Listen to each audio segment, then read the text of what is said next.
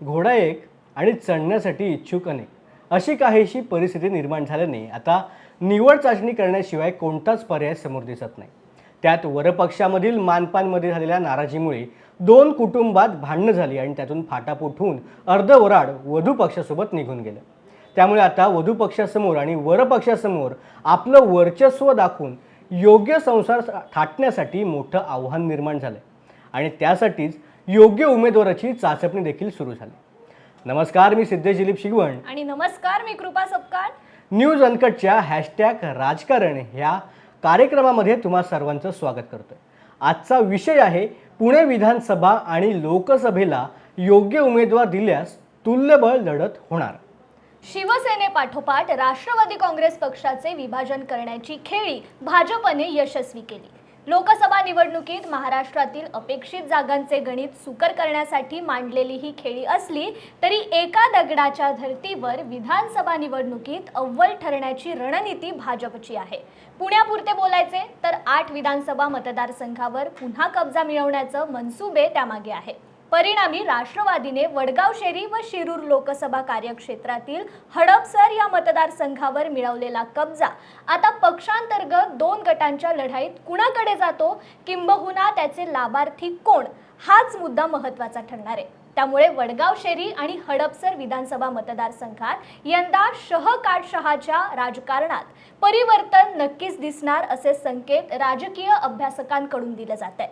विशेषतः राष्ट्रवादी काँग्रेस शरदचंद्र पवार या नवीन पक्षातून विधानसभेच्या आखाड्यात उतरणाऱ्या उमेदवारांमुळे मतांची फाटाफूट मोठ्या प्रमाणावर होतीये आणि त्यात गारद कोण होणार हाच खरा मुद्दा आहे। योग्य उमेदवार दिल्यास तुल्यबळ लढत। वास्तविक 2009 मध्ये मतदारसंघांची फेररचना झाल्यानंतर काँग्रेसचे लोकसभेत मताधिक्य हे घटले। त्यावेळेला मनसेची मते वाढली। काँग्रेस आणि राष्ट्रवादीची ताकद उपनगरांमध्ये जास्त होती, पण मतदारसंघाची फेररचना झाल्यानंतर भाजपची ताकद वाढली। पुणे लोकसभा मतदारसंघामधील 6 विधानसभांपैकी एक वडगाव शेरी हा तत्कालीन शरद पवार राष्ट्रीय अध्यक्ष असलेल्या राष्ट्रवादी काँग्रेसकडे म्हणजेच आताच्या उपमुख्यमंत्री अजित पवार यांच्या राष्ट्रवादीकडे आहे। कसबा हा मतदारसंघ काँग्रेसच्या रवींद्र धंगेकर यांनी खेचून घेतला। पर्वती मतदारसंघामध्ये राष्ट्रवादीने दुसऱ्या क्रमांकाची मते मिळवली तर इथे भाजपची पकड कायम आहे। कोथरूड हा मतदारसंघ 2009ला शिवसेनेकडे होता, मात्र त्यानंतर तो मतदारसंघ भाजपकडे गेला। तर 2019च्या निवडणुकीत कोथरूड मतदारसंघात मनसेला जागा सोडण्यात आल्याने या ठिकाणी राष्ट्रवादी व काँग्रेसने उमेदवार दिला नव्हता। त्यावेळी 5 पैकी काँग्रेसला 3 जागा, राष्ट्रवादीला 2 असे जागा वाटप झाले होते। पुणे कॅन्टोन्मेंट व शिवाजीनगर मतदारसंघात काँग्रेसच्या उमेदवारांनी चांगलीच लढत दिली। कमी फरकाने दोन्ही ठिकाणी काँग्रेस पराभूत झाली। त्यामुळे भाजपची या मतदारसंघांवर चांगली पकड आहे। योग्य उमेदवार दिल्यास तुल्यबळ लढत होऊ शकते। मागील काही लोकसभा आणि विधानसभा निवडणुकांमध्ये मिळालेली मतांची टक्केवारी पाहिली तर काही मतदारसंघामध्ये काँग्रेसला दुसऱ्या क्रमांकाची मते मिळालेली आहेत।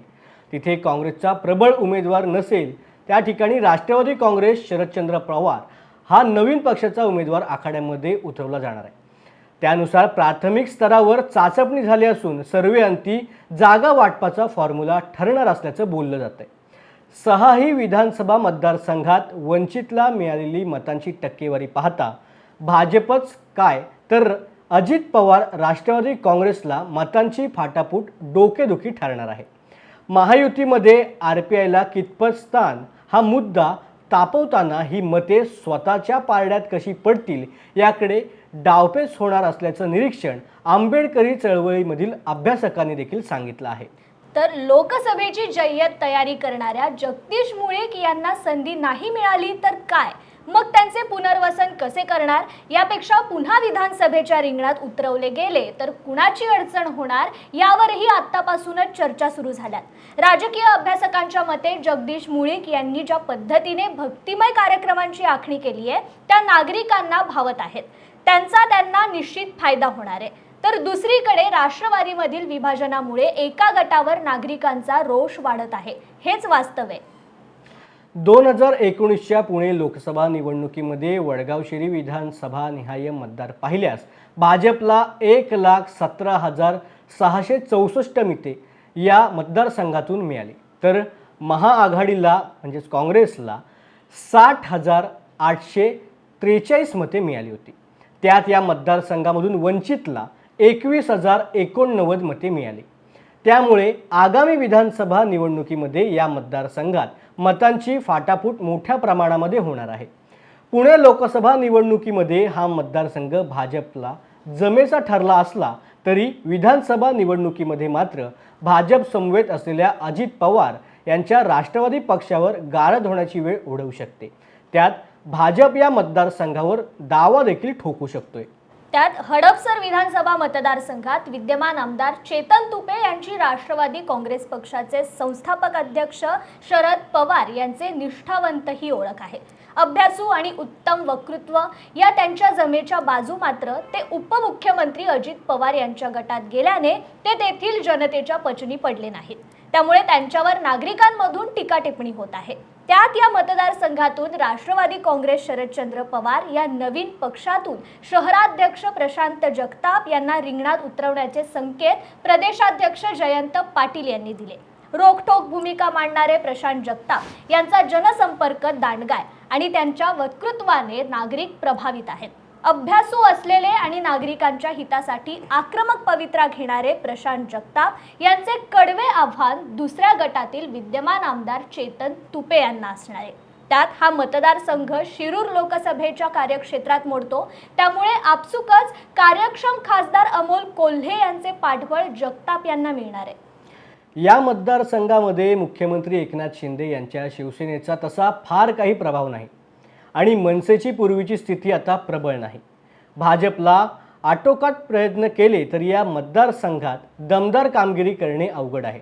त्यामुळे मतांची फाटाफूट अटळ आहे. एकमेकांचा बदला घेण्याच्या राजकारणामध्ये यंदा या दोन मतदारसंघात परिवर्तनाचा गजर निश्चित होणार असला तरी राष्ट्रवादी काँग्रेस शरदचंद्र पवार या नवीन पक्षाची रणनीती ही प्रतिस्पर्धी अजित पवार यांच्या पक्षाला गारद कसे करता येईल यानुसार असणार आहे. त्यामुळे जर महाविकास आघाडीद्वारे निवडणुकांना सामोरे जाताना मतदारसंघात अदलाबदल करायचा व्यूहरचना आखली जाईल आणि मतांचे समीकरण सुखकर केले जाईल असं जाणकार सांगतायत.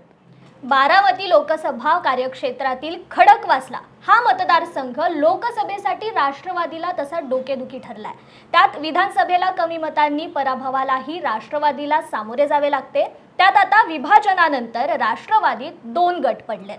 खासदार सुप्रिया सुळे यांच्याबद्दल आस्था वाढत असली तरी खडकवासला मतदारसंघातून त्यांना किती मताधिक्य मिळते हे निवडणुकीनंतरच स्पष्ट होणार आहे. मात्र विधानसभा निवडणुकीत मात्र भाजपचे गणित पुन्हा सुकर होईल हे निश्चित आहे. तसेच शिवाजीनगर मतदारसंघ हा भाजपकडे आहे. विद्यमान आमदार सिद्धार्थ शिरोळे यांचे प्रगती पुस्तक सर्व आमदारांमध्ये अव्वल ठरले. त्यामुळे पुणे लोकसभेसाठी त्यांनाही संधी मिळेल असा सूर राजकीय वर्तुळात असून त्यांचे वडील माजी खासदार अनिल शिरोळे यांना मिळालेल्या मताधिक्याचा आधार त्यासाठी घेतला जातोय. या मतदारसंघामध्ये काँग्रेसला दुसऱ्या क्रमांकाची मते मिळालीत. मात्र हा मतदारसंघ राष्ट्रवादी काँग्रेस शरदचंद्र पवार या नवीन पक्षाला हवाय आणि त्याबद्दल वडगाव शेरी मतदारसंघ देण्याची रणनीती असली तरी त्यामागे पर्वती हा मतदारसंघ जो भाजपला पोषक आहे तो काँग्रेसला देण्याचं गणित आहे. तिथे काँग्रेसची ताकद देखील जास्त आहे. पुणे कॅन्टोन्मेंट हा मतदारसंघ भाजपकडे असला तरी येथून काँग्रेसला दुसऱ्या क्रमांकाची मते मिळाली.